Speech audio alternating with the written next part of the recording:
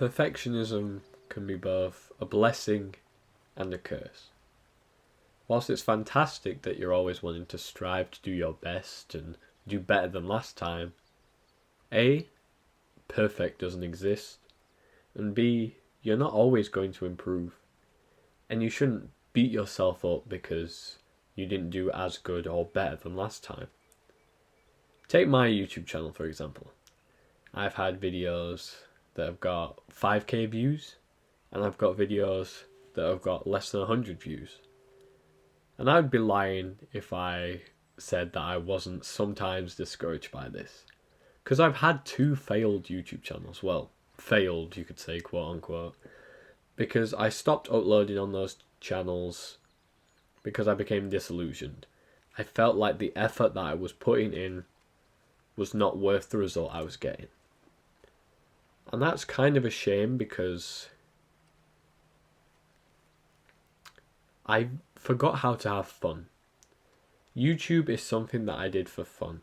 I started doing it when I was 13 years old, and I would do stupid comedy skits, if you could call it that, in my garden with my friends, with terrible acting, no script, but I just had a great time making them. I have very fond memories of just me being by myself recording these videos, or if I had a friend who wanted to help out, we'd just have an absolute laugh. But perfectionism tainted that, in the sense that I always just wanted to have my lucky break, have a video that popped off.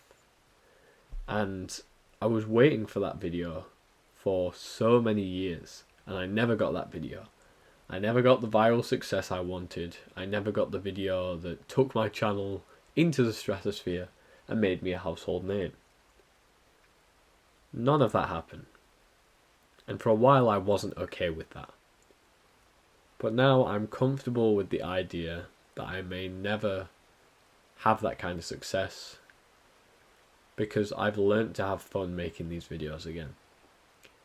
I've learnt that whilst perfectionism can be good in some aspects, it's always great to try and do your best. Sometimes your best won't cut it. And that might sound very discouraging, but you've got to understand that if you do the best at something, like the best you possibly can, but you're not having fun with it, and you don't feel like you enjoy it anymore, you might have loved it in the past, it might have been what you thought was your dream, and you're just doing it for the sake of doing it, to earn money, whatever, please quit. Or even try to change things up so you can rekindle your interest, but there's no point flogging a dead horse. And that's what I was doing. I was constantly trying to chase views. I was constantly trying to follow the best trends. I even, on one of my own channels, copied YouTube titles word for word, which got me loads of views in the short term, but then other videos didn't do as well. It was my perfectionism that stopped me enjoying the process and enjoying building my channel up and enjoying editing and enjoying recording myself. And some of my happiest videos were the ones where I just wasn't trying to play the game of YouTube, I was just trying to have fun. And it's the same with other stuff. Let's say the gym. I know a lot of people who go to the gym who try to optimize everything. They try to take loads of supplements, they try to maximize their protein, maximize their form, use all the scientific data they can find. And they talk about the gym being like a chore to them because they want a certain type of physique. I, for the longest time, had that mindset as well. I was always trying to do the best, and to be honest with you, I still try to optimize things in the gym for muscle growth. But I've learned to have fun again in the gym. I've learned to enjoy exercising. I've learned to enjoy and relish in the feeling of feeling fantastic during and after a session. And I'm not bothered about building, tons and tons of muscle. I've got a pretty good physique myself. And if I was to have the same physique that I have now for the rest of my life, that would be fantastic. I'm not insanely big. I'm fairly lean. And I've got good muscle. What more could I ask for? And there is a part of me that does conflict with this, my perfectionist side, where it's like, well, why don't you just strive to, reach your full genetic potential? But will I find fulfillment in that? Or am I just chasing an idea? Am I just chasing a goal that other people want, but it wouldn't, like, it sounds good. It's a goal that sounds good and it sounds like what I should be doing, but is it really what I should do? It may be fantastic and great and terrific for other people, but is it what I need? Is it where I need to go in my journey?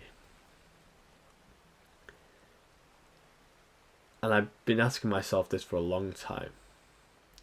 Just trying to find the fun in things again. Now, this isn't me trying to say I'm depressed and I don't find things fun, of course, but with me being a very logic-based and quite a neurotic person, I always try to maximize, get the most bang for my buck when doing things. But having fun, it's something that you're passionate about, is worth all the money in the world, if not more. It is your ikigai, which is essentially when you're doing something you love and getting paid for it. Now, you may not even get paid for it. You may never even earn money from your passion and have this amazing career. But you're enjoying this passion. You're learning to love the moment. You're loving the journey, not thinking too much about the destination. Just developing your love for this particular thing and being okay with the imperfect. Being okay with a wonky life. I hope you've enjoyed this video. Make sure to like, comment, share, subscribe. All that jazz. You like jazz? I'll see you in the next one. God bless, and as always, you take very good care of yourself.